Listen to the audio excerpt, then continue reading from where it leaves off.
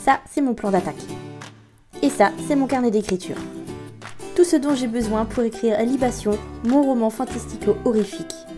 Des meurtres en série, une ambiance Dark Academia, des passages secrets.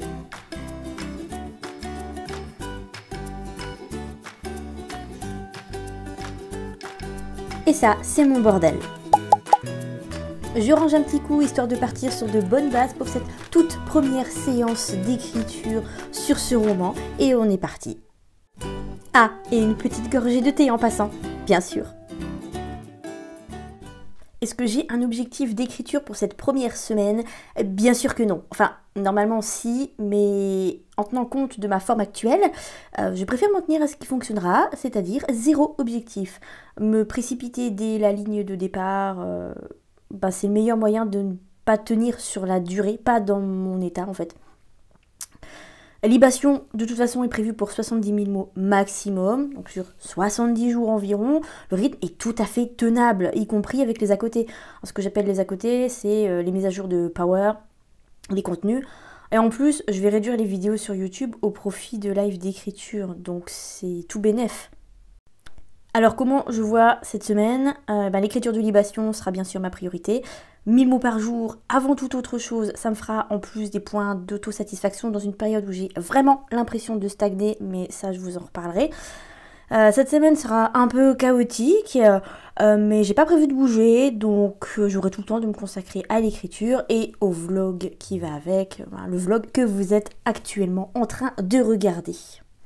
Petit point structure, je vais pas vous gonfler longtemps avec ça. Si vous avez suivi mes aventures sur YouTube, dans les shorts et tout, et un peu aussi sur Insta, à la base, Libation, je voulais l'écrire sur le modèle du voyage du héros. Mais le modèle du voyage du héros est un modèle que je connaissais pas trop, que j'ai creusé. Et en creusant, j'ai découvert des trucs. C'est très occidental, c'est très patriarcal, c'est très sexiste aussi d'une certaine façon. J'avais tout mis dans un short.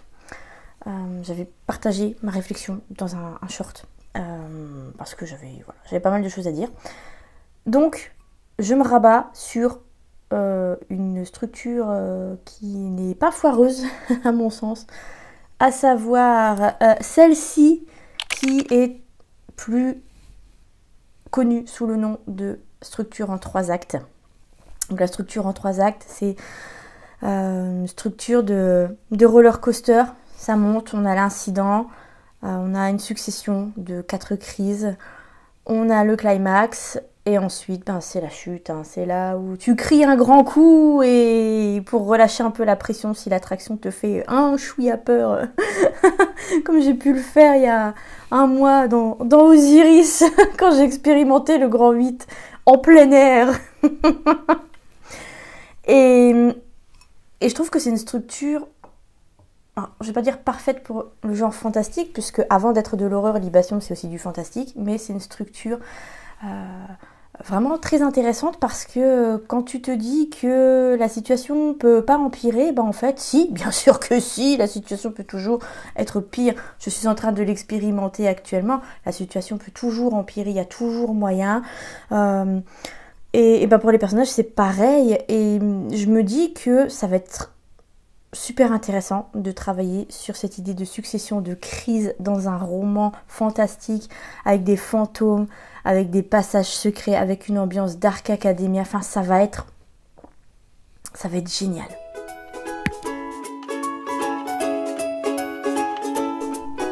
Bon, ça a été des semaines chaotiques à cause des douleurs. D'abord une sinusite maxillaire et ensuite une sombre histoire de névralgie, entre la dentiste, la médecin, encore le dentiste. Bref, je vous passe les détails super relous. Je profite là d'un répit grâce à mon traitement, en croisant fort les doigts pour que ma médecin ait posé le bon diagnostic.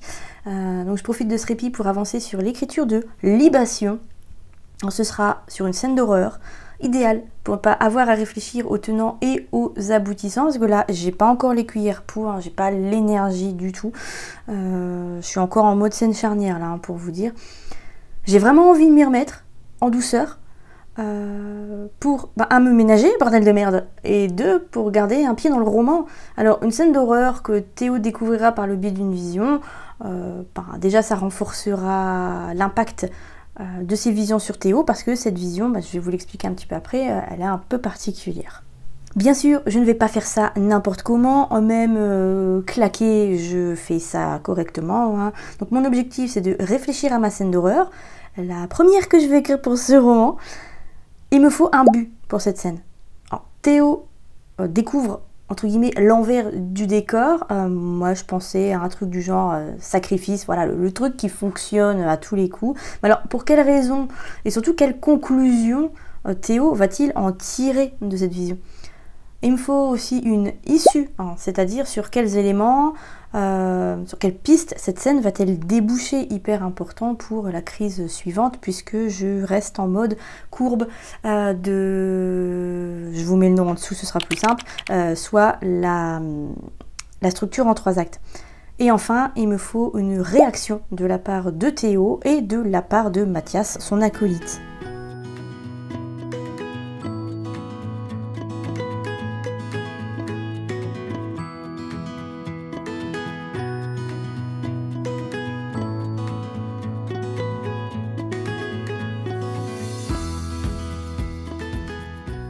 J'ai réussi à écrire 1000 mots ce matin. Là, je commence à gargouiller sévère, donc je vais aller déjeuner. Alors, par contre, je vais faire un rapide point quand même, sûr que vous suiviez un peu. J'ai eu beaucoup de mal à écrire ces mots. J'en suis à peu près à 10 000 mots du roman, donc sur 60 000. Un 6e, c'est pas mal. Je commence tout juste, hein. J'ai jusqu'à fin août à peu près pour boucler tout ça, puisque à un moment, je vais me mettre en vacances une dizaine de jours. Donc je vais pas pouvoir tout faire, forcément. Et puis, ça fait longtemps que j'ai pas écrit sur ce roman. La dernière fois, c'était tout début juin, donc c'était il y a bien 3 semaines. J'ai pas perdu le fil parce que tout le temps où j'ai été malade, je vais dire, j'ai gardé un lien avec le roman. J'ai développé de nouvelles idées puisque je n'ai pas pu préparer ce roman comme je le voulais, c'est-à-dire comme je peux le faire dans 3 mois pour écrire un roman, enfin comme je vous l'explique, dans 3 mois pour écrire un roman. Ce carnet-là est loin d'être rempli. J'ai pas du tout de synopsis par exemple pour l'instant, donc j'écris toutes les scènes charnières là. Et la scène d'horreur de ce matin, c'est une scène charnière. Et par contre, j'ai absolument pas eu l'occasion encore de tailler dans le gras de cette scène, d'entrer dans le vif du sujet plutôt de cette scène. Je l'ai introduite. J'ai amené Théo là où je voulais qu'il soit, là où je voulais qu'il se trouve. Donc pour l'instant, j'ai surtout un environnement malsain, moite, ça pue le sang. Et surtout, Théo est déstabilisé, il ne comprend pas pourquoi sa vision est aussi différente que celle de d'habitude. Je vais donc aller me remplir la panse puisqu'évidemment on ne travaille jamais aussi bien qu'avec l'estomac bien rempli. Et ensuite, pour tout à l'heure, je vais avancer sur mes fiches personnages parce que pour l'instant j'ai la fiche de Théo et j'ai la fiche de Mathias et un résumé. Et j'ai aussi mon QQQCP. C'est absolument tout. D'ailleurs, il faut que je complète le comment que j'avais fait au brouillon dans mon agenda créatif. C'est pour ça que là, le comment il apparaît pas, mais je vais le compléter tout à l'heure. Et puis je vais développer cette histoire.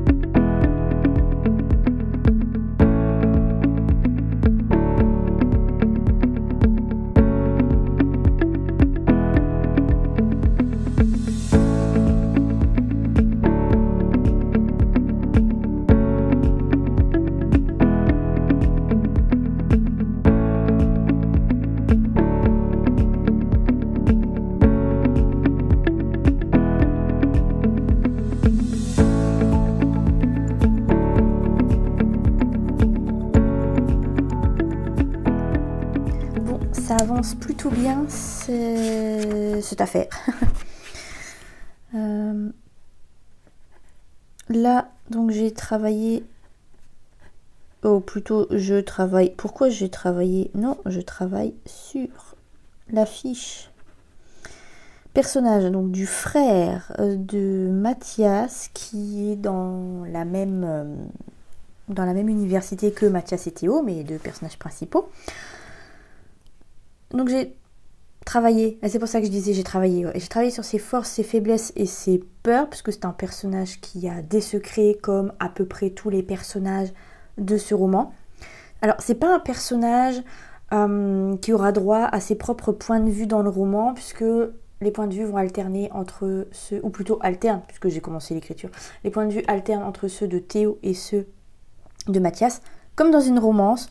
C'est pas pour rien, hein. Il y a une explication. Oui, il y a un fond de romance dans ce roman qui va avoir une incidence sur l'intrigue. C'est pas juste la petite romance comme j'aime bien mettre de temps en temps en fond, en trame de fond dans mes romans. Non, là, elle va avoir une vraie incidence comme dans Harmonie par exemple. Plutôt deux vraies incidences, je dirais même. Donc là, la situation actuelle de Maxwell, le frère de Mathias. Et donc, c'est un personnage qui n'aura pas ses propres points de vue, mais ça ne veut pas dire qu'il ne faut pas préparer ces personnages-là. Des personnages qui n'ont pas leur point de vue dans un roman, vous voyez, pour leur créer aussi des fiches personnages, pour les creuser, parce que c'est pas parce qu'ils n'ont pas de point de vue propre dans le roman qu'ils n'ont pas d'opinion, qu'ils n'ont pas d'impact, qu'ils ne créent pas de tension, ou au contraire qu'ils ne réconcilient pas les autres personnages. Ils ont une présence, et cette présence, il faut la travailler, il faut la préparer. Alors, Maxwell a tout du personnage que je ne peux pas piffrer. Il est tout le contraire de Mathias. Là où Mathias est doux, compréhensif, encourageant, rassurant, Maxwell, c'est celui qui est sûr de lui, qui a une assurance crasse. C'est même plus de l'assurance à ce niveau, ça va au-delà, qui a un mépris pour les gens qui n'arrivent pas à s'assurer, qui devrait avoir du coup du mépris pour son frère, mais qui ne peut pas s'empêcher de le chaperonner pour tout et n'importe quoi. Max est prêt à défendre ses idées de vive voix, aussi maladroite, voire aussi puante soit-elle. C'est vraiment le genre d'élève que je détestais pendant ma scolarité.